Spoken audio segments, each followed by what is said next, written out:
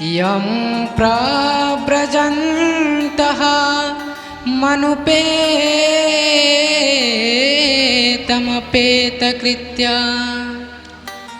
द्वैपायनो विरहकातराजुहावः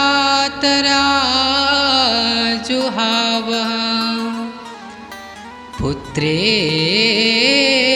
तया तरवोऽभिनेदुस्तं सर्वभूतहृदयं मुनिमानतोऽस्मि।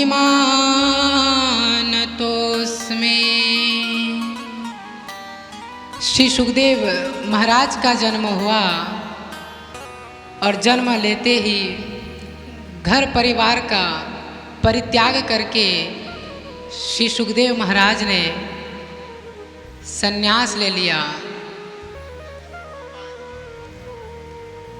जैसे ही सुखदेव भगवान का जन्म हुआ, घर परिवार का परित्याग करके श्री सुखदेव भगवान ने संन्यास ग्रहण कर लिया।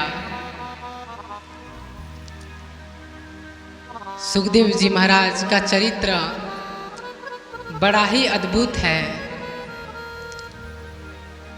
व्यास जी के पुत्र हैं श्री सुखदेव जी। कहते हैं एक समय की बात, राधा रानी जी के पास में गोलोक धाम में एक तोता था। जब राधा रानी इस धराधार पर लीला करने आई, तब उस तोते ने राधा रानी के चरण पकड़ लिया और कहा, हे राधा रानी, क्या आप मुझे अपने साथ नहीं ले जाएंगी? क्या मुझे आपकी लीलाओं का रसास्वादन नहीं कराएंगी? क्या आप मुझे अपना नित्य दर्शन नहीं देंगी? तब राधा रानी ने कहा, पुत्र, अभी तो मैं जा रही हूँ मात्र लीला करने के लिए। जब मैं लीला पूर्ण करके अपने धाम को वापस आ जाऊंगी, तब तुम जाकर के मेरे कथाओं का गुणगान करना और जन जन तक पहुंचाना, ताकि वो लोग जो अज्ञानवश इस संसार के माया मोह में फंसे हैं, इस संसार के माया में उलझे हैं, मेरी कथा का रसास्वादन कर जैसे ही मेरी कथा का श्रवण करेंगे और मेरे धाम को प्राप्त करेंगे। सुखदेव महाराज ठीक कह करके वह तोता जब श्री कृष्ण और राधा रानी का 125 वर्ष का लीला पूर्ण हुआ, तब वह तोता का प्रादुर्भाव हुआ। बोले कैसे प्रादुर्भाव हुआ? अमरनाथ की पावन जंगल पर एक तोती के गर्भ से श्री सुखदेव महाराज का प्रादुर्भाव हुआ और उसी समय एक घटना घट जाती है। देवाधिदेव महादेव माता पार्वती को साथ में लेकर के अमरनाथ की पावन जंगल पर कथा सुनने के लिए पहुँचे हैं। जैसे ही भगवान शिव माता पार्वती को लेकर के उस पावन जंगल अमरनाथ में पहुँचे और पावन डमरू बजाई, और जैसे ही डमरू बजाई सारे जीव जंतु पशु पक्षी वहाँ से भाग गए। भगवान शिव माता पार्वती को सम्मुख बिठा करके बड़े प्रेम भरी अमर कथा का शुभारंभ करते हैं। बड़े प्रेम से भगवान शिव देवाधिदेव महादेव माता पार्वती को भागवत कथा का रसास्वादन कराते हैं और कहते हैं, देवी, अच्छा भगवान भोलेनाथ और माता पार्वती के बीच में एक शर्त था। जब माता पार्वती हाँ बोलना बंद कर देंगी, तब भगवान शिव भी कथा सुनना बंद कर देंगे। कथा सुनाते सुनाते भाव में इतने विभोर हो गए देवा ही देव महादेव कि उनको पता ही नहीं चला कि माता सो गई। लगभग जब कथा चलती गई, जब कथा के बीच में माता पार्वती सो गई, तब वह पास में बैठा तोता माता पार्वती के स्वर में हाँ बोलना प्रारंभ कर दिया, हुंका देना प्रारंभ कर दिया। जब माता सोई तो तोता विचार करने लगा, अरे माता तो सो गई और भगवान शिव को पता चलेगा कि माता तो सो गई है, तब वह प्रेम भरी ये कथा सुनाना बंद कर देंगे। तब वह तोता माता पार्वती के स्वर में स्वर मिला करके हाँ बोलने लगा, हुंका देने लगा। भगवान देवा ही देव महादेव कथा सुनाते सुनाते जब कथा का पूर्ण हुआ, कथा विश्राम हुआ, तब भगवान शिव ने जयकारा लगाई, बोलवा के बिहारी लाल की जय। जैसे ही भगवान शिव ने जयकारा लगाई, माता पार्वती हड़बड़ा करके जगी और कहा, प्रभु आगे क्या हुआ? तब भगवान शिव ने कहा, देवी कथा तो पूरी हुई, तुम कहाँ थे? प्रभु मैं तो सो गई थी।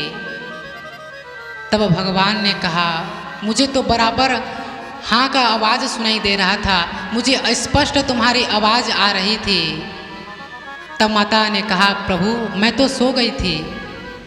तब भगवान शिव ने ऊपर देखा, नीचे देखा, अगल बगल देखा, और जैसा ही दृष्टि भगवान शिव का सामने देखा, सामने पड़ा, सामने जब भगवान ने देखा तो वह नन्हा सा तोता बैठ करके भगवान का कथा श्रवण कर रहा है।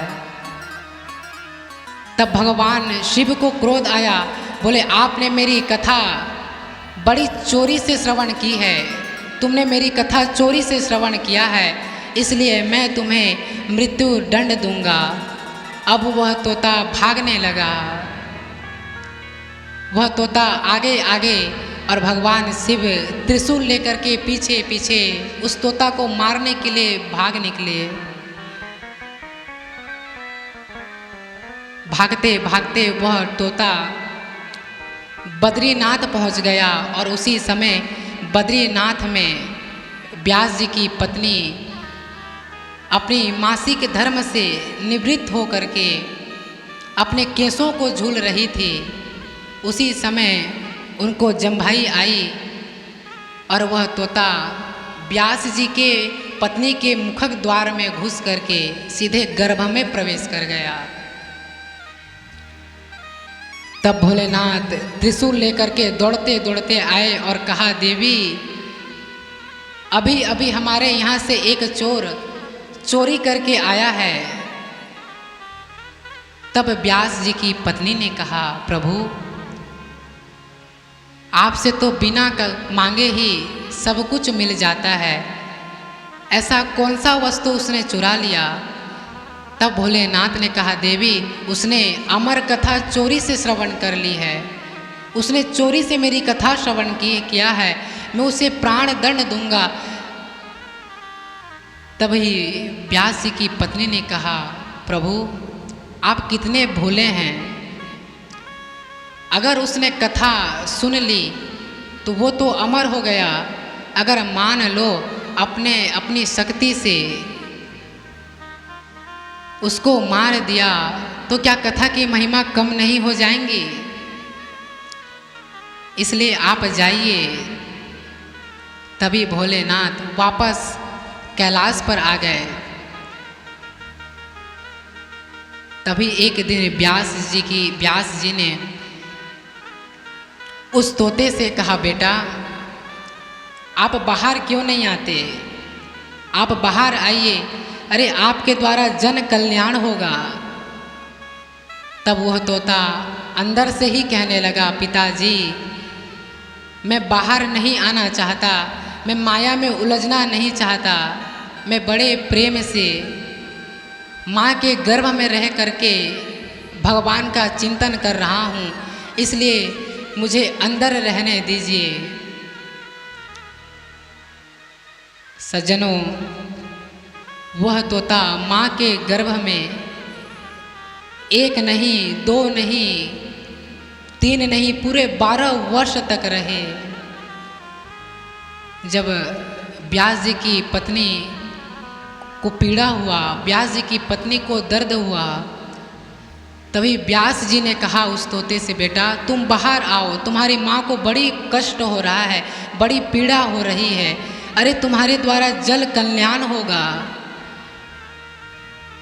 तभी सुखदेव जी ने साफ इनकार कर दिया, बोले पिताजी मैं संसार की माया में उलझना नहीं चाहता, मैं बाहर आना नहीं चाहता, मुझे अंदर ही रहने दीजिए। तभी व्यास जी ने भगवान नारायण का आवाहन किया और उसी समय भगवान नारायण शंख चक्र गदा पद्म लिए प्रकट हो गए। बोलिए नारायण भगवान की जय। भगवान नारायण प्रकट हुए और उस बालक से कहा, बेटा तुम्हारे माँ को बड़ी पीड़ा हो रही है, तुम बाहर आओ, तुम बाहर निकलो, तुम बाहर क्यों नहीं आ रहे हो। तभी सुखदेव भगवान कहते हैं, प्रभु मैं एक ही शर्त पर बाहर आऊँगा। बोले कौन सा शर्त। बोले आपकी माया मेरा कुछ नहीं बिगाड़ेगी। तभी भगवान नारायण तो प्रकट थे ही और भगवान नारायण ने सुखदेव जी को वचन दिया और कहा, बेटा मैं तुम्हें वचन देता हूँ कि मेरी माया तुम्हारा बाल भी बांका नहीं करेगी, तुम बाहर आओ। और तभी सुखदेव भगवान तत्रा भवद भगवान व्यासपुत्रो यदि क्षवागामटमानुनिपेक्षः अलक्षलिंगो निजलभतुष्टो वृतस्य बालार्वधूवेशः।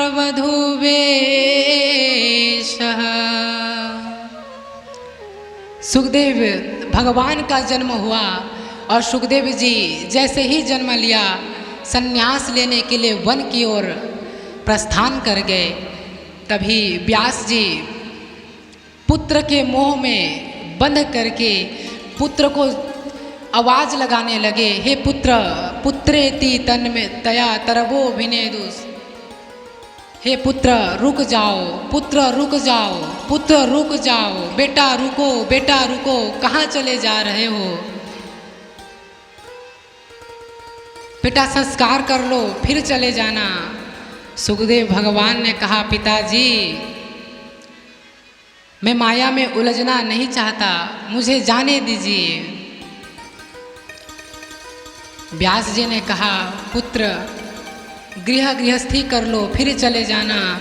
तब सुखदेव भगवान ने कहा, पिताजी यही तो संसारिक लोग कहते हैं कि ये काम कर लो फिर भजन करूँगा, ये काम कर लो फिर भजन करूँगा, ये काम कर लो फिर भजन करूँगा। ऐसे कहते कहते पूरा मनुष्य जीवन व्यर्थ कर देता है, लेकिन उसको कभी भी भगवान के लिए समय नहीं मिलता। अपने पूरे मनुष्य शरीर को बर्बाद कर देता है और मैं उस शरीर को बर्बाद करना नहीं चाहता, मैं माया में उलझना नहीं चाहता, इसलिए मुझे जाने दीजिए। अब क्या कहें, सुखदेव भगवान जाने लगे। व्यास जी मोह में बंध करके अपने आँखों, व्यास जी की आँखों से अश्रु की धारा बहने लगी और कहने लगे, पुत्र तुम्हारे बिना मैं कैसे रहूँगा, तुम्हारे बिना मैं कैसे जीवित रहूँगा, मुझे छोड़ करके मत जाओ। तभी सब क्या कहें, सुखदेव भगवान जाने लगे और जाते जाते एक उपदेश दे गए और कहा, पिताजी, एक समय की बात है, एक रानी थी। वह रानी चरित्र की बहुत अच्छी नहीं थी। एक दिन रानी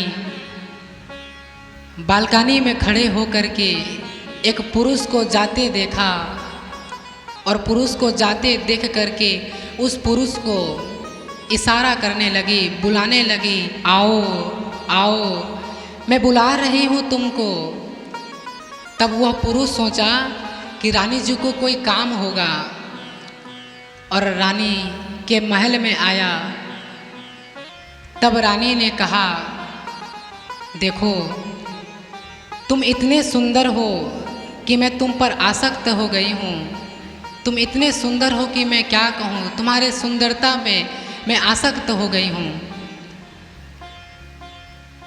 अपनी मन की बात रानी कहने ही वाली थी कि तभी दासी ने सूचना दी। बोले, रानी जू, राजा साहब का आगमन आपकी महल के तरफ हो रहा है। तभी रानी घबरा गई, बोली, मैं पर पुरुष के साथ में बैठी हूँ। अगर राजा मुझे पर पुरुष के साथ में देखेंगे तो मुझे मृत्यु दे देंगे, मुझे प्राण दंड दे देंगे। अब मैं क्या करूं? रानी चिंतित होने लगी, घबराने लगी। तभी रानी ने वो पुरुष से कहा, तू भाग जा, राजा साहब आ रहे हैं। अगर राजा मुझे तुम्हारे साथ देखेंगे तो राजा को संशय हो जाएगा, तू भाग जा। तब वह पुरुष भागने लगा, आगे से भागने लगा। तब रानी ने हाथ पकड़ लिया और कहा, बोले, तुम आगे से कहाँ जा रहे हो? वहीं से राजा साहब आ रहे हैं, तू पीछे के रास्ते से भाग। अब वह पुरुष पीछे के रास्ते से भागने लगा। जब पीछे के रास्ते से गया तो वहाँ इतना दलदल था, इतना दुर्गंध था, इतना दलदल था कि वह पुरुष जितना अंदर जाता उतना डूबते जाता, जितना अंदर पैर रखता उतना डूबते जाता। डूबते डूबते वह पुरुष पूरा गला तक डूब गया। मलमूत्र से भरा पूरा दलदल, वह दुर्गंध से भरा वह गड्ढा। पर पुरुष घबराने लगा, अब मैं क्या करूं? बड़े चिंतित होने लगा। राजा साहब आए, विश्राम किया, भोजन किया, रात्रि विश्राम किया और पुनः प्रातः काल में चले गए। तभी रानी ने सोचा कि वह पुरुष गया तो सही, लेकिन वहाँ तो बहुत दलदल था, अरे वो गया कि नहीं। और जब रानी ने जा कर के उस दलदल में देखा तो वह बेचारा पुरुष उस दलदल में फंसा पड़ा था। जैसे तैसे करके रानी ने रस्सी यादी से उस पुरुष को बाहर निकाला और जैसे ही वह पुरुष बाहर निकला, नदी में जाकर के स्नान किया और चैन की सांस ली। रात भर उस गड्ढे में रहना पड़ा, रात भर उस गड्ढे में गुजारना पड़ा। कितना पीड़ा सहना पड़ा होगा, कितनी दर्द सहना पड़ा होगा, कितना मजबूर हो गया वो पुरुष उस रात्रि में उस गड्ढे में रहने के लिए, कितना चिंतित हुआ था। अब तो हमें उसी से जाकर के पूछना चाहिए। दूसरे दिन नदी में जाकर के स्नान किया, तब वह पुरुष चैन की सांस ली। अब क्या हुआ, फिर शाम के समय रानी ने उस पुरुष को जाते हुए देखा तो फिर इशारा किया, आओ आओ, मैं तुम्हें बुला रही हूँ। तब वह पुरुष कहा, रानी जू, आपके बुलाने पर आया था, मुझे रात भर उस गड्ढे में गुजारना पड़ा। अब मैं बाहर नहीं आ सकता, अब मैं आपके यहाँ नहीं जा सकता। प्रिय भक्तों, एक रानी ने एक पुरुष को बुलाया वह पुरुष आया और उसे रात भर उस गड्ढे में गुजारना पड़ा। सज्जनों, हम ही वो पुरुष हैं जो माया के बुलाने पर चले। संसार की सुंदरता हमें अपनी ओर आकर्षित करती है और हम सभी उस संसार की सुंदरता पर आकर्षित हो जाते हैं और माया में उलझ जाते हैं। वह व्यक्ति एक दिन उस गड्ढे में रहा तो दूसरे दिन कान पकड़ लिया। और मेरे भाई बहन, हम तो एक नहीं, दो नहीं, पूरे 9 महीने उस गड्ढे में रहते हैं, फिर भी हम वही काम करते हैं जिसे हमें फिर उस गड्ढे में आना पड़े। गर्भावासम शुभम दुखम न भूतो न भविष्यति। माँ के गर्भ में क्या है? माँ के गर्भ में मलमूत्र ही तो भरा पड़ा हुआ है। इतनी दुर्गंध है माँ के गर्भ में, हम छटपटाने लगते हैं। जब छोटे छोटे कीड़े हमें नोचते हैं, हमें पीड़ा होती है, हमें दर्द होती है, तो हम छटपटाने लगते हैं और भगवान से प्रार्थना करते हैं कि प्रभु इस दलदल से बाहर निकाल दो, इस दुर्गंध से बाहर निकाल दो। तब भगवान कहते हैं कि कितना बार तुझे बाहर निकाला तो सही, फिर भी तू इस गड्ढे में आ जाता है। पुनरपि जननम पुनरपि मरणम पुनरपि जननी भज पुनरपि।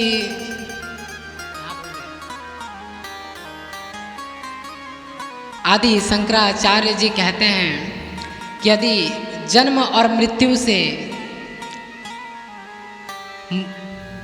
मोक्ष प्राप्त करना हो, जन्म और मृत्यु से उलझना नहीं है, तो हमें भगवान की शरण में जाना चाहिए। कुछ संत तो ये भी कहते हैं कि कुछ स्त्री देवांगनाएं बिना वस्त्र धारण किए स्नान कर रही थीं। जब सुखदेव महाराज गए तब उन स्त्रियों ने वस्त्र धारण नहीं किया, और जब व्यास जी गए तो उन स्त्रियों ने वस्त्र धारण कर लिया। जब इस कौतुक को व्यास जी ने देखा तो उन स्त्रियों से कहा, बोले मेरा बेटा यहाँ से गया तब तुमने वस्त्र धारण नहीं किया, जब मेरा जवान बेटा इस रास्ते से गया तब तुमने वस्त्र धारण नहीं किया, और मुझ बूढ़े को देख करके तुम वस्त्र धारण करते हो, क्यों? तब कहा उन स्त्रियों ने, बोले व्यास जी हमें आपसे तो लज्जा आ रही है, लेकिन आपके पुत्र से हमें कोई भी लज्जा नहीं है। स्त्री और पुरुष में कोई भेद नहीं है उनकी दृष्टि में, स्त्री और पुरुष में कोई अंतर नहीं है उनकी दृष्टि में, लेकिन आप तो स्त्री और पुरुष के भेद को जानते हैं, आप स्त्री पुरुष के अंतर को जानते हैं, इसलिए हमें आपसे तो लज्जा आ रही है, लेकिन आपके पुत्र से हमें कोई भी लज्जा नहीं है। तभी व्यास जी समझ गए कि मेरा पुत्र ही एक ऐसा है जो माया मोह से वंचित है।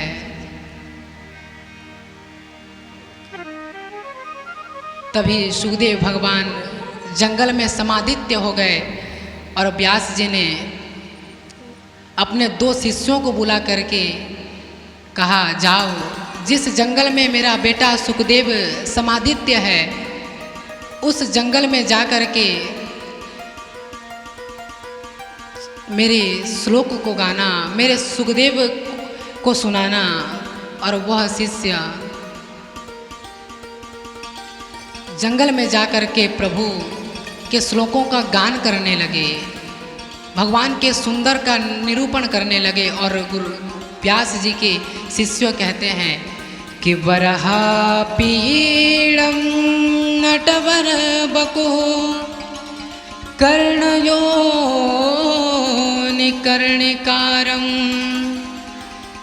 विप्रदवासः कनककपीशं वैजयन्ती च मालम।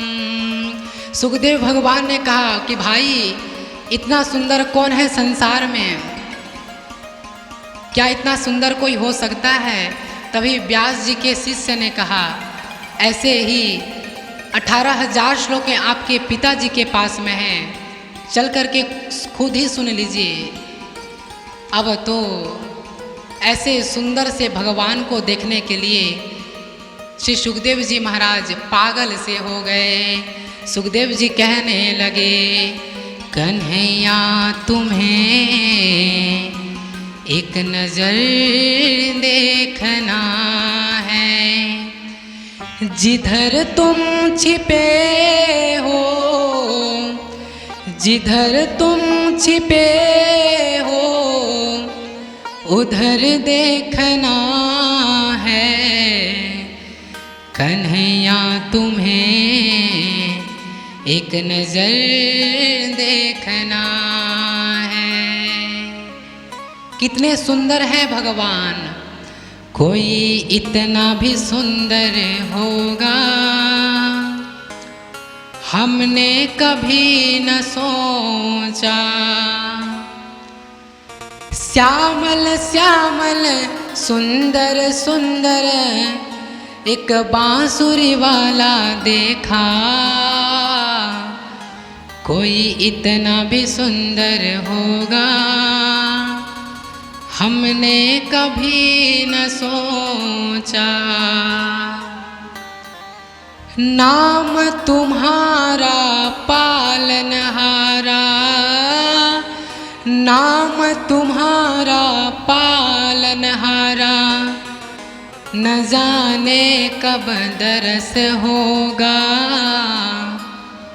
जिसकी रचना इतनी सुंदर वो कितना सुंदर होगा। कितने सुंदर है भगवान। सुखदेव जी के मन में आया कि भाई इतने सुंदर हो तो सकता है संसार में, पता नहीं उसका स्वभाव कैसा होगा। तभी शिष्य आए और व्यास जी से कहा कि भगवान आपके पुत्र की समाधि तो खुली थी लेकिन फिर समाधित्य हो गए। तभी व्यास जी ने दूसरा श्लोक रटा करके भेजा, अहो वकियं स्तन कालकूटं जिघयांसया पाययदाप्य साध्वी, लेभेम गति धातृचितां ततोऽन्यां कं वां दयालु शरणं व्रजे। भगवान सुंदर शरीर से ही नहीं, भगवान स्वभाव से ही सुंदर हैं। बोले कैसे? पुतना मारने आई, पुतना मारने आई, मारने वाले को भगवान ने उद्धार कर दिया। अपनी स्तनों में जहर भर करके दूध पिलाने आई पुतना, जब भगवान उसके मुख में, उसके स्तनों में अपना मुख रखा तो भगवान उसके प्राणों को पीने लगे। कितने दयालु हैं भगवान। पुतना मारने आई, उसका भी पक्ष लेकर के जहर पिलाने वाले को भगवान ने तार दिया। वाह, कितने दयालु हैं भगवान। न जाने किस गुण पर दया निधि रिच जाते हैं, यही शतग्रंथ कहते हैं, यही हरि भक्त गाते हैं। केवल स्वरूप से ही सुंदर हो तो हम कहें। जो गति माता कौशल्या को देनी थी, जो गति माता देवकी को देनी थी, जो गति माता यशोदा को देनी थी, वही गति भगवान ने उस राक्षसी पुतना को दे डाली। कितने दयालु हैं भगवान। जब रावण का भाई शरण में आया तब सुग्रीव ने मना किया, बोले भेद हमर लेन सठ आवा, ये हमारा भेद लेने आया है। तब श्री राम ने कहा, क्या आप और मुझ में भेद है प्रभु ना? क्या हनुमान और मुझ में भेद है प्रभु नाना? जब भेद है ही नहीं तो लेगा कहाँ से? प्रभु ने विभीषण को हृदय से लगा लिया। बंधुओं, पापी से पापी व्यक्ति भी एक बार यदि विश्वास से भगवान का नाम ले लेता है, भगवान का एक नाम ले ले, तो भगवान उसका पक्ष लेकर के उसका उद्धार कर देते हैं। यही सुखदेव महाराज अपने पिताजी के चरणों में बैठ करके कथा श्रवण किया, राजा जनक को गुरु बनाया और राजा परीक्षित को मोक्ष के अधिकारी बनाया। ऐसे ही श्री सुखदेव महाराज का पावन चरित्र। बंधुओं, आप कितने भी पुराण सुन क्यों न लें, वो गारंटी नहीं है, लेकिन भागवत आपसे गारंटी लेती है। आप कितने भी पापी व्यक्ति क्यों न हो, यदि आपने एक बार ऐसा कथा श्रवण कर लिया, भागवत कथा श्रवण कर लिया, तो आपका कल्याण भगवान कर देंगे और कथा सुनते सुनते आप भगवान के निज धाम को प्राप्त करेंगे। भगवान सुखदेव का बड़ा ही सुंदर प्रसंग। बोलिए श्री सुखदेव भगवान की जय। बंधुओं, आइए आप और हम सभी, जैसे आज आप और हम इस पावन पुण्यमयी भूमि पर कथा सुनने के लिए विराजमान हैं, ऐसे ही तीर्थ नैमिषारण्य, जहाँ आज 88,000 संत महात्मा विराजमान हैं और 88,000 संतों के मध्य में श्री सूत जी महाराज विराजमान हैं। जब संतों ने सूत जी को प्रणाम किया और सबके बदले में एक महात्मा जी खड़े हो गए, नाम है सौनक जी। सौनक जी ने खड़े हो गए और सूत जी को प्रणाम किया और कहा, हे गुरुदेव, कि अज्ञान ध्वांत विध्वंसः कोटि सूर्य समप्रभा सूताख्याहि कथासारं मम कर्णरसायनम्। शौनक आदि ऋषियों खड़े होकर के गुरु सूत जी से कहा, हे सूत जी, आपका ज्ञान हमारे अज्ञान रूपी अंधकार को नष्ट करने के लिए एक नहीं दो नहीं पूरे करोड़ों सूर्यों के समान है। हे सूत जी महाराज, कहिए। बोले, क्या? कथा सारम, कथा का सार कहिए। बोले, कैसा होना चाहिए? बोले, मम कर्ण रसायनम, जिस कथा को मैं कानों के द्वारा श्रवण करूं और वह कथा मेरे लिए रसायन का काम करे। रसायन, रसायन माने तो दवा। आयुर्वेद ने रसायन दवा के लिए कहा है। बंधुओं, आयुर्वेद मानव के शरीर के स्वास्थ्य के लिए रसायन बनाता है और आज संत महात्मा मानव जीवन के कल्याण के लिए रसायन बना रहे हैं।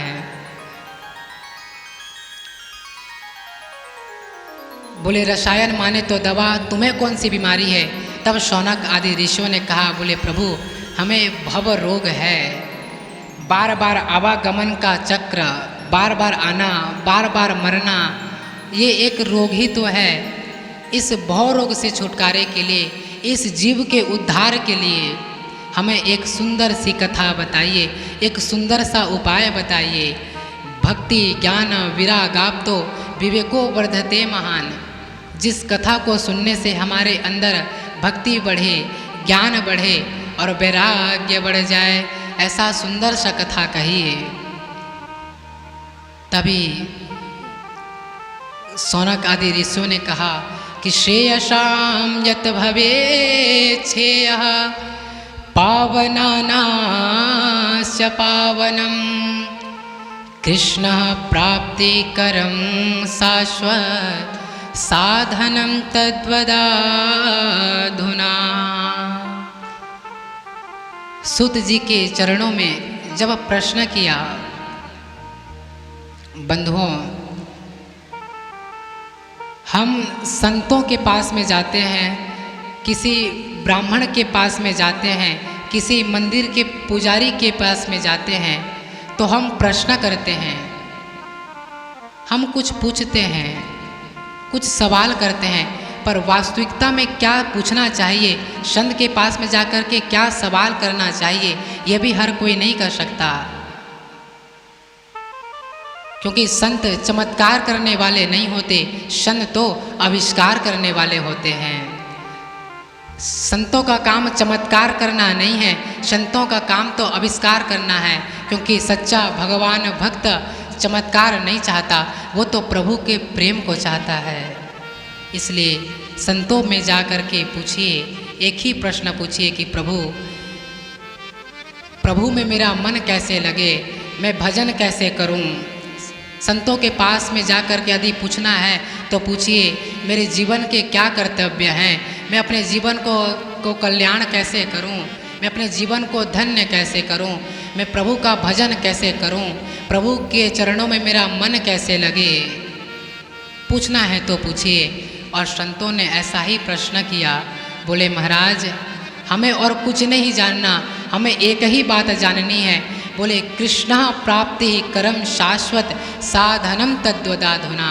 जिस साधन के द्वारा, जिस उपाय के द्वारा हमें श्री कृष्ण की चरण कमल और भगवान श्री कृष्ण प्राप्त हो जाएं, ऐसा सुंदर सा उपाय बता दीजिए। गुरुदेव सुखदेव द्वारा गाई हुई श्रीमद् भागवत की कथा मानव जीवन की कल्याणकारिक है। सूत जी ने कहा, ऋषियों आपने बड़ा ही उत्तम प्रश्न किया है, आपके प्रश्नों से मैं बड़ा ही अति प्रसन्न हूँ। आपने अपने लिए प्रश्न नहीं किया है, तो आपने पूरे मानव जीवन के कल्याण के लिए प्रश्न किया है। क्योंकि काल व्याल मुख ग्रास त्रासह निर्णास हेतवे श्रीमद् भागवतम शास्त्रम कलो किरण भाषितम। सज्जनों, अजगर सांप के मुख में बैठे हुए हम लोग हैं।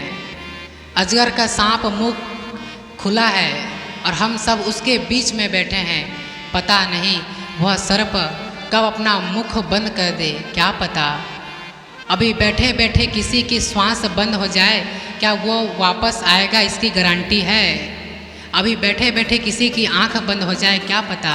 इसलिए इस छोटे से जीवन में, इस छोटे से जीवन में यदि अपना कल्याण करना है तो हमें श्रीमद् भागवत कथा का श्रवण करना चाहिए, प्रभु का सत्संग करना चाहिए, प्रभु का नाम लेना चाहिए। और ये तो तभी मनुष्य जीवन में आता है जब जन्म जन्मांतरे भवेत पुण्यम तदा भागवतम लभेत। जब हमारे जन्म जन्मांतर के पुण्य एकत्रित हो जाते हैं, सारे पुण्य अर्जित हो जाते हैं, तब जाकर के हमें श्रीमद् भागवत कथा का श्रवण पान करने का सौभाग्य प्राप्त होता है। ऐसे ही कथा नहीं मिलती। इंद्र को कथा नहीं मिली।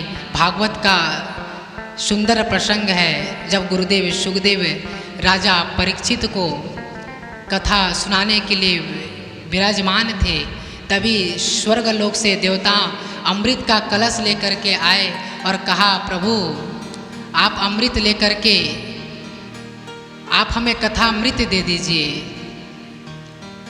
तभी सुखदेव जी मुस्कुराए और कहा, देखो तो सही, जिस कथा के लिए देवासुर संग्राम हुआ, जिस अमृत के लिए भगवान नारायण को कच्छप अवतार धारण करना पड़ा, जिस अमृत के लिए देवासुर संग्राम हुआ, अरे उस अमृत को ये लोग बड़े सहज में ही लेकर के आ गए, जिसका एक बूंद किसी को देना नहीं चाहते और पूरा कलसा भर करके लेकर के आ गए हैं। बोले भगवान ये अमृत ले लीजिए और बदले में हमें कथा अमृत दे दीजिए।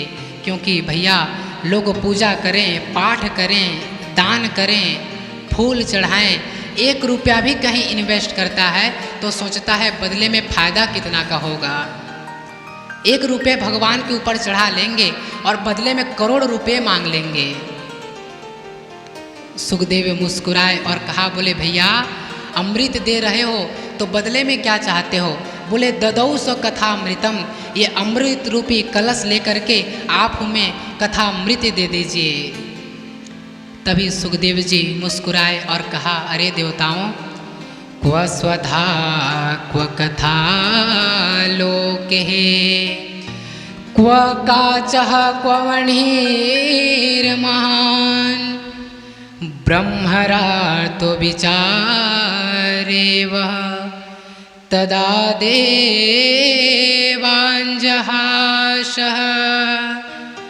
क्व काचः क्व मणिर्महान, कहाँ कोई कांच और कहाँ अमृत और कहाँ ये मणि। ऐसा ही है कथा और अमृत। सुखदेव जी महाराज ने कहा, अरे देवताओं, तुम श्रद्धा से मेरे पास में आते, हाथ जोड़ करके प्रभु को प्रणाम करते, तब तो तुम्हें कथामृत मिल जाती, लेकिन तुम इसका व्यापार करने आए हो, तुम इसको खरीदने आए हो। सुखदेव जी महाराज ने फटकार लगाई देवताओं को, अरे भाग जाओ यहाँ से, तुम्हारे जैसे अनाधिकारियों को मैं कथा नहीं सुनाता। इसलिए कहते हैं, संत मिलन को चालिए तज माया अभिमान। संत के पास में जाएं, किसी ब्राह्मण के पास में जाएं, किसी सत्संग में जाएं, प्रभु की कथा में जाएं, तो अपनी माया को दूर लेकर के चलो, अपने अभिमान को दूर लेकर के चलो। श्रद्धा से मस्तक झुकाइए। प्रभु आपसे रुपए पैसे नहीं मांगते, प्रभु आपसे भाव चाहते हैं। श्रद्धा से मस्तक झुकाइए। प्रभु आपसे रुपए पैसे नहीं चाहते। भगवान को क्या करना है रुपए पैसे का? रुपए पैसे तो दुनिया वालों को चाहिए, भगवान को क्या करना है? लेकिन दुनिया वालों को चाहिए। मेरे भाई बहन, श्रद्धा से मस्तक झुकाइए, प्रभु के चरणों में हाथ जोड़ करके बैठ जाइए, क्योंकि भगवान आपके भाव को देखते हैं। भगवान नहीं देखते कि आप उनके ऊपर कितने रुपए पैसे चढ़ा रहे हो, आप उनके कितने मिष्ठान चढ़ा रहे हो, आप उनको कितने वस्त्र चढ़ा रहे हो। नहीं, भगवान क्या देखते हैं? पत्रम पुष्पम फलम तोयम योमा भक्तया प्रयच्छति। आपके अंदर पत्र पुष्प फल जो कुछ भी आपके अंदर है, जो कुछ भी आपके में है, आप बड़े प्रेम से भगवान को अर्पण करो।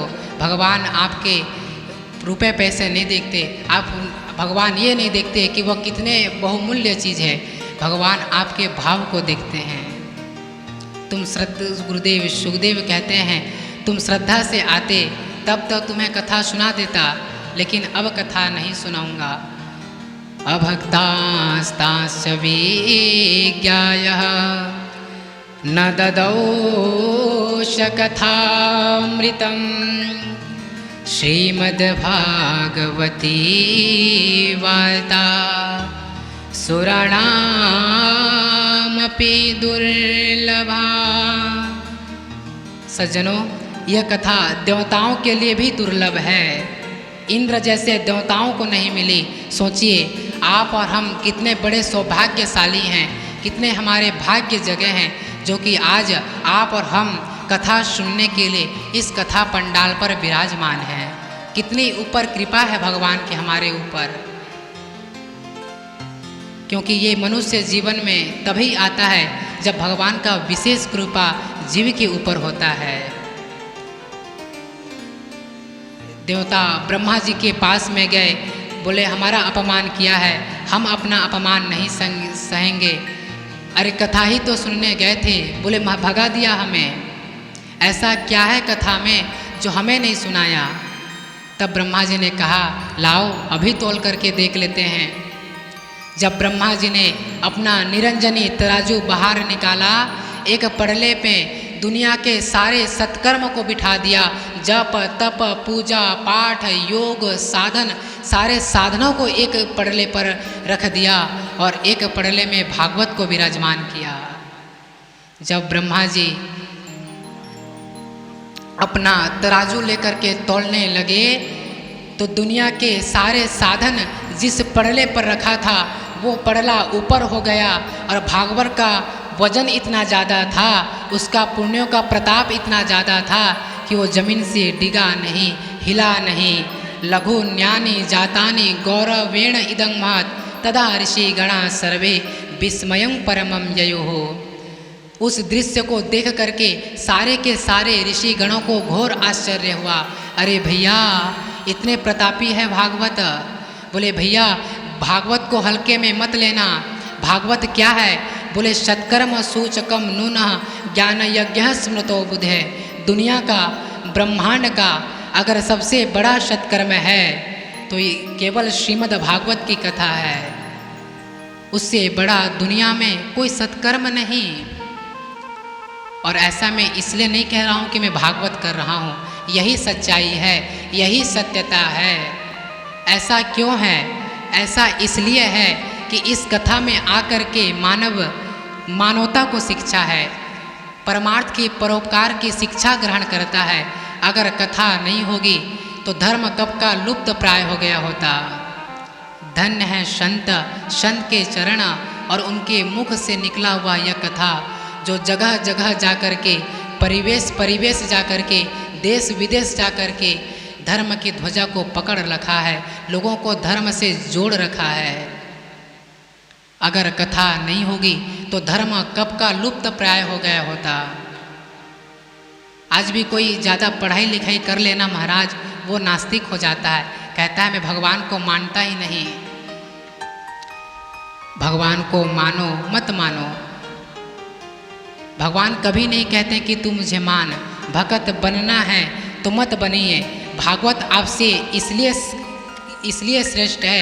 भागवत आपसे ये कहती है कि भैया भगत बनना मत बनना, लेकिन एक सच्चे इंसान बन करके दिखा देना, जीवन धन्य हो जाएगा तुम्हारा। बस मानुष्यता को बताने वाली, मानवता को बताने वाली यह भागवत की कथा है। क्योंकि मनुष्य खाना पीना सोना, धन कमाना, बच्चे पैदा करना, उसी में फंसा हुआ है। पर वास्तविकता में क्या यही मनुष्य जीवन है? क्या हमें भगवान ने इसलिए मनुष्य बनाया? क्योंकि आज का मनुष्य है तो मनुष्य, लेकिन मनुष्य रूपेण मृगा शरंती, मनुष्य के रूप में पशुओं जैसी वृद्धि हो गई है। खाना पीना सोना, धन कमाने के चक्कर में लगे रहना, बस यही उसकी दिनचर्या रह गई है। क्या यही मनुष्य जीवन है? बोले भैया यही मनुष्य जीवन नहीं है। नायोम देह देह भाजाम ना लोके क्रटान कामान रहते बिन भुजाए। भगवान ने हमें केवल पेट भरने के लिए मनुष्य जीवन नहीं दिया। पेट भरने को तो जानवर भी पेट भर लेते हैं। संत लिखते हैं कि अजगर करे न चाकरी, पंछी करे न काम, और दास मलूका कह गए सबके दाता राम। सज्जनों, अजगर किसी के यहाँ नौकरी नहीं करता, फिर भी उसके भोजन की व्यवस्था वो परमात्मा कर देता है। कोई जानवर काम करने नहीं जाते, पंछी करे न काम, पंछी किसी के यहाँ मजदूरी करने नहीं जाते, फिर भी उनकी भोजन की व्यवस्था वो परम ब्रह्म परमात्मा भगवान नारायण करते हैं। हमको भी देने वाला, सारे सृष्टि के जीव जंतु मनुष्य सबको देने वाला वो परमात्मा है, बस हम समझ नहीं पाते। आप लोग कहते हैं पेट भरने के लिए करता हूँ, मेरे बात को ध्यान देना, मेरे बात को ध्यान से सुनना। जब हमारा जन्म हुआ हम लायक नहीं थे, हम उस लायक नहीं थे कि हम बाहर की चीज़ें खा सकें। आप 10 महीने 1 साल तक कैसे जीवित रहे? बोले माँ का दूध पी करके। और वो दूध पहले नहीं आया, जब हमारा जन्म हुआ तभी वो परमात्मा ने माँ के स्तनों में मधुर मधुर दूध भर दिया। और भक्तों, जब स्तन में हम मुंह रखते हैं तो हम उस समय दूध पीना जानते हैं। परमात्मा ने उतना समय हमें इतनी सी अकल, इतनी सी बुद्धि हमें हाथों हाथ दे दी। जब माँ के स्तनों में हम दूध रखते हैं तो हम दूध पीने जानते हैं। जब परमात्मा को उस समय आपकी चिंता थी, क्या उस परमात्मा को अभी आपकी चिंता नहीं है? जब दांत न थे तब दूध दियो, जब दांत न थे तब दूध दियो, अब दांत दियो तो को अन्न ही देगो।